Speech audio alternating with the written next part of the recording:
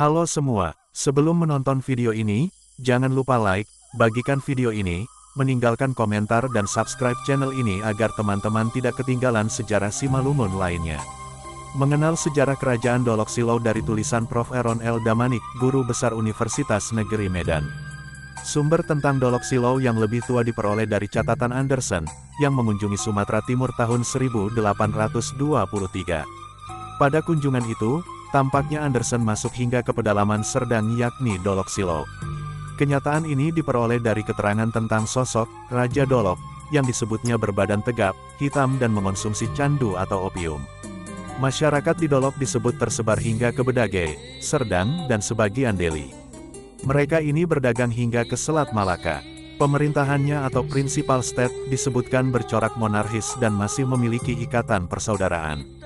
Pada saat kunjungan Anderson, disebut bahwa Raja Dolok Silau memiliki perkebunan lada. Sebelum jatuhnya Sumatera Timur ke tangan Belanda, disebut bahwa hingga tahun 1872, Kerajaan Dolok Silau dan datuk-datuk di Melayu masih memiliki kebun lada. Netzer pada tahun 1864 mengamati bahwa penduduk di Serdang, Deli dan Dolok atau Silau harus menanam lada sesuai aturan tertentu untuk kepentingan Sultan Deli. Menurut Milner, 1982, pada era kolonial Belanda, seluruh kerajaan Melayu termasuk Simalungun ataupun Karo, tidak lagi memiliki otoritas dan kewenangan mutlak. Kerajaan ini mengalami pasang surut menyangkut wilayah-wilayahnya ataupun daerah-daerah taklukannya. Hal lain tampak pada hubungan pusat ibu kota kerajaan dengan kejuruan atau kedatukan. Di Simalungun disebut Partuanon atau desa induk yang diciptakan saling mempengaruhi bahkan seringkali saling menegasi.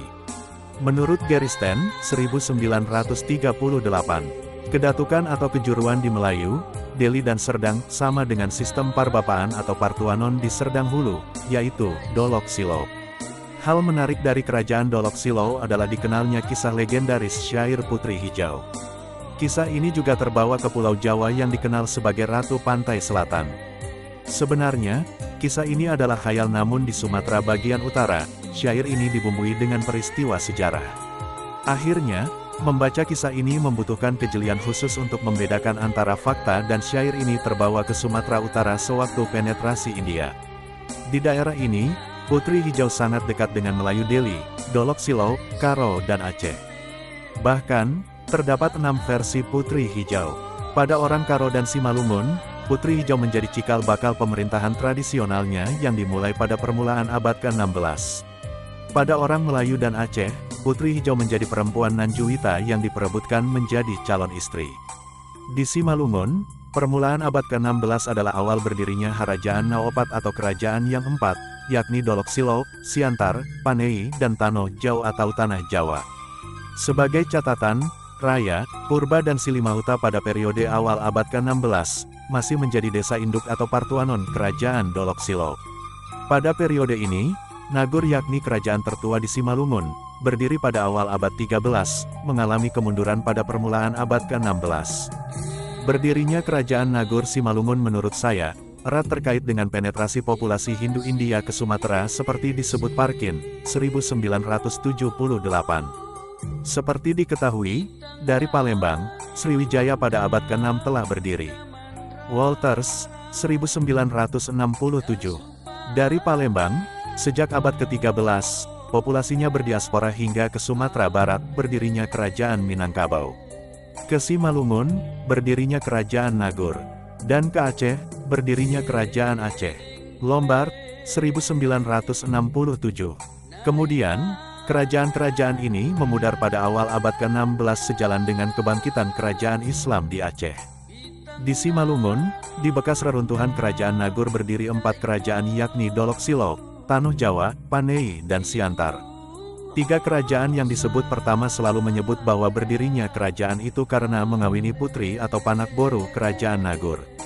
Cerita ini mengindikasikan bahwa 3 kerajaan di Simalungun pada awal terbentuknya memiliki ikatan persaudaraan yakni pengambilan istri sebagai puambolon atau permaisuri. Sedangkan Siantar merupakan salah satu keturunan Nagur yang mewarisi kerajaan itu. Karena itu, keempat kerajaan marga atau klan kingdom ini memiliki kekerabatan yang dijalin melalui struktur pentagon. Struktur yang dibentuk melalui hubungan perkawinan ini membentuk triangle culinary, yaitu Tondong, Sanina dan Boru, ditambah dua struktur yaitu Tondong Nitondong dan Boru Niboru yang mengukuhkannya. Kuat dugaan bahwa kemunduran Kerajaan Nagor dan kebangkitan Kerajaan Islam di Aceh menyebabkan berdirinya Kesultanan di Melayu yaitu Kesultanan Delhi dan Kerajaan di Simalungun. Setidaknya, alasan ini diperkuat dari asumsi Lombard tentang keinginan Iskandar Muda menguasai Sumatera hingga ke Bintan. Alasan yang sama dikemukakan Lukman Sinar ataupun Lahusni. Pada era Iskandar Muda, syair Putri Hijau mengumandang sebagai cara melawan hegemoni Aceh. Raja Aceh digambarkan, tukang kawin, dan mata keranjang. Di pihak lain, di Karo dan Deli misalnya, Putri Hijau dibentuk sebagai tokoh sakral atau pelindung, sedangkan di Simalungun yaitu Dolok Silok, dibentuk sebagai cara mendapatkan legitimasi kekuasaannya di Simalungun. Sebagaimana disebut Dik 1894 maupun Peret 2010 Kerajaan Siantar, Dolok Silok, Panei dan Tanoh Jawa adalah wakil-wakil Aceh. Kenyataan ini dapat dilihat dari adanya stempel atau cap yang hampir sama dengan di Aceh yang terdapat pada kerajaan yang empat itu.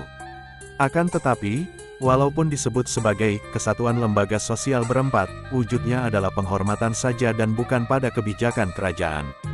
Posisi Aceh hanyalah pemberi gelar dan kehormatan sebagai perlambang kekuasaan. Selanjutnya menurut Dik 1894, raja-raja di Simalungun dikisahkan diangkat serta dinobatkan oleh Sultan Delhi yang bertindak atas nama Sultan Aceh.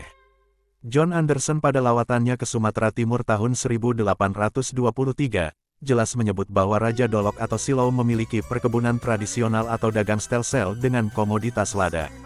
Masyarakatnya disebut memiliki kewajiban menanam lada sesuai aturan tertentu sebagaimana disebut Netzer 1864.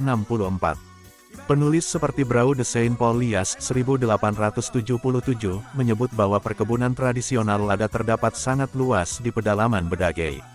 Pada tahun 1883, Hagen melewati hulu Sungai Buaya dan tanaman lada telah berganti menjadi sawah dan ladang jagung. Kerajaan Dolok Silau memiliki hubungan kekerabatan dengan Deli dan Serdang. Masyarakatnya bermukim hingga ke Sinomba atau Senemba, Patumbak, Dolok Paribuan, Dolok Maria, Dolok Silau, Silau Butu, Silau Dunia, Kotari, Bedagei, Silau Kahean, Padang, Tebing Tinggi, dan lain-lain. Itulah sebabnya, Peret 2010 menyebut bahwa masyarakat asli di ketiga wilayah ini, Serdang, Bedagei dan Tebing Tinggi, adalah orang Simalungun yang telah menganut agama Islam.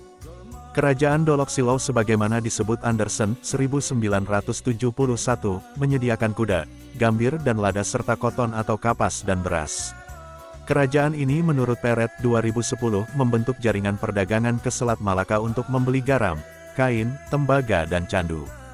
Juga berdagang hingga ke Jambi dan Minangkabau untuk membeli emas. Dolok Silau berkembang pesat berkenaan dengan perkembangan wilayah budidaya atau cultur gebit perkebunan yang sesungguhnya.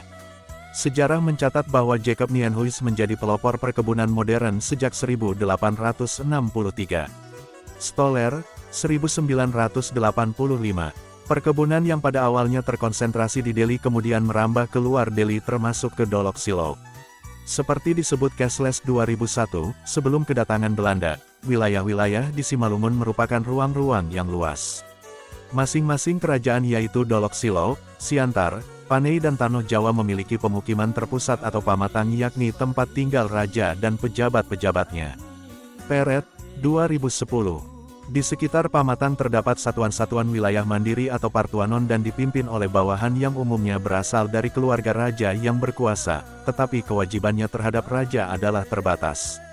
Pada satuan pemukiman di bawahnya atau nagori dipimpin oleh kepala nagori atau pangulu, sedangkan satuan pemukiman terkecil yakni huta dipimpin oleh gamot. Keseluruhan struktur ini memiliki kedekatan dengan raja berdasarkan prinsip keturunan. Liddell, 1970. Sejak tahun 1870, budidaya perkebunan di Deli melejit hebat. Kesuksesan Nienhuis mengembangkan perkebunan ini membutuhkan konsesi lahan yang lebih luas. Kebutuhan lahan untuk perkebunan menjadi faktor ekspansi keluar Deli. Wilayah Simalungun yang pertama kali mendapat pengaruh perkebunan adalah Dolok Silau. Pada saat itu, Dusun Serdang, dalam bahasa Belanda disebut Boven Serdang atau Serdang Hulu yakni beberapa wilayah di Dolok Silau seperti Bangun Purba, Damak Jambu, Dolok Masihol, Pertumbukan dan lain-lain, menjadi perkebunan kopi yang dimulai sejak 1890. Pada saat itu, adapun raja yang memerintah di Dolok Silau adalah Tanjar Mahei Purba Tambak. Raja ini yang memiliki catatan pada era kolonial. Ia memiliki sebuah foto yang dipotret bersama para panglimanya yang menampakkan ketidakdinamisan. Dari tanaman kopi, kemudian pada tahun 1910 di Tanjung Purba didirikan perkebunan karet kemudian meluas ke komoditas kelapa sawit. Keseluruhan budidaya ini telah mengubah Dolok Silau secara umum. Dampak budidaya perkebunan ini bukan saja nyata pada kemajuan teritorialnya saja, namun berdampak juga bagi pengerdilan wilayah-wilayah kekuasaannya. Penataan wilayah di Karo dan Simalungun oleh Westenberg sejak 1895 menyebabkan pengerdilan wilayah Dolok Silau. Faktor benteng alam berupa sungai dan pegunungan menjadi faktor yang memisah orang-orang Simalungun secara umum. Pada tahun 1896 misalnya, ditetapkan Sungai Batu Gingging menjadi perbatasan Simalungun dan Karo. Westenberg, 1897. Demikian juga kampung-kampung yang dinamakan Sinuan Bunga dan Sinuan Gambir adalah wilayah Simalungun di Dolok Silau. Benteng alam berupa pegunungan dan sungai telah memisah Dolok Paribuan, Dolok Maria, Dolok Masihol, Bangun Purba, Damak Jambu, Kotari dan lain-lain menjadi wilayah Serdang. Faktor agama dan budaya turut serta menjadi pemisah masyarakat dalam pembentukan wilayah administratif kolonial. Masyarakat Karo, Melayu dan Simalungun adalah berbeda bahasa, dialek, aksara, bentuk pemerintahan, dan busana. Faktor perbedaan ini menjadi dasar beberapa wilayah di Silau Kahean, Silau Dunia dan Silau Butu dimasukkan menjadi wilayah Serdang ataupun Bedage karena orang Simalungun di daerah itu sudah menganut agama Islam. Itulah sebabnya, apabila diperiksa nama-nama yang menjadi kecamatan ataupun kampung di Kabupaten Serdang dan Serdang Bedage saat ini, sangat mencerminkan penamaan Simalungun. Justra, 1910 mencatat bahwa pemukiman Simalungun adalah sebuah garis yang melalui Delitua, Bangun Purba dan sejajar dengan pegunungan selatan.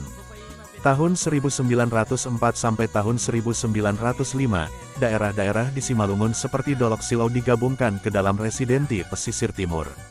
Penataan ini diulang pada tahun 1908 dengan membentuk Afdeling Simalungun en Karolanden yang terdiri dari Onderafdeling Simalungun dan Onderafdeling Karolanden.